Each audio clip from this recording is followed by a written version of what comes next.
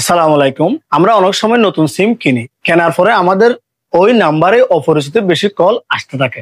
তখন আমরা নানান ধরনের টেনশনের মধ্যে পড়ে যাই বা সন্দেহ ঢুকে যায়, এই সিমটি কি আগে কেউ ব্যবহার করেছিল কিনা।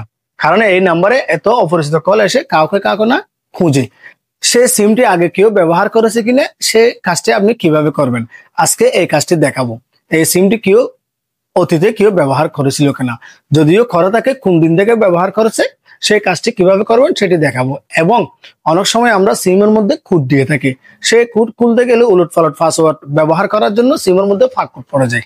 ফাঁক কোড যখন পড়ে যায় তখন সিমটি নষ্ট হয়ে যায় যদি খুলতে না পারেন।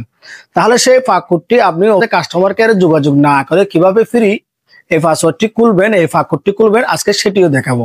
এই দুটি কাজ অতি গুরুত্বপূর্ণ, এই দুটি কাজ সম্পূর্ণ দেখুন। এবং আমার এই প্রোফাইলে আমি সবসময় টেকনোলজি নিয়ে ভিডিও দিয়ে থাকি, আমার প্রোফাইলটি ফলো দিয়ে রাখুন। তাহলে এই কাজগুলো কিভাবে করবেন দেখে আসি। করার জন্য আপনাকে প্রথমে আপনি যে সিম ইউজ করেন ওই সিমের অ্যাপসে যাবেন। আমি রবি সিম ইউজ করি, রবি সিমে অ্যাপসে গেলাম। অ্যাপসে গিয়ে দেখেন ঠিক উপরে আমার এই মোবাইল নাম্বারটি শো করতেছে, এই উপরে এখানে আমি ওকে দিলাম। দেখেন এখানে লেখা আছে 31 ডিসেম্বর 2005 থেকে চালু। এই আমার এই নাম্বারটি, এই সিমটি 31 ডিসেম্বর 2005 থেকে ওপেন করা হয়েছে। তাহলে এটা যদি আমি মনে করেন কিনেছি আজকে, দেখতেছি এর আগে থেকে এটা ওপেন করা আছে, তার মানে এটা পুরাতন সিম আমাকে বিক্রি করেছে। এভাবে আপনি কাজটি কনফার্ম করবেন যে আপনার সিমটি কি আগে ব্যবহার করা হয়েছে নাকি নতুন, একেবারেই নতুন। তাহলে এই কাজটি বুঝে গেলেন।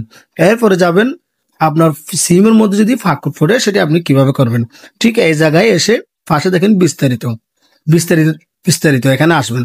এখানে আসার পরে দেখেন আমার সিমের মধ্যে আমি কোড ইউজ করেছি, কি এটা ইউজ করেছি এবং পিন 2 দেখাচ্ছে এটা। তো নিচে দেখেন ফাঁক 1 ফাঁক 2 এই দুটি ফাঁক কোড এখানে ইউজ করা হয়েছে। প্রথমে 1 দিবেন, তারপরে 2 দিবেন। এই দুটি ফাঁক কোড এখানে ফ্রি ভাবে পাচ্ছেন।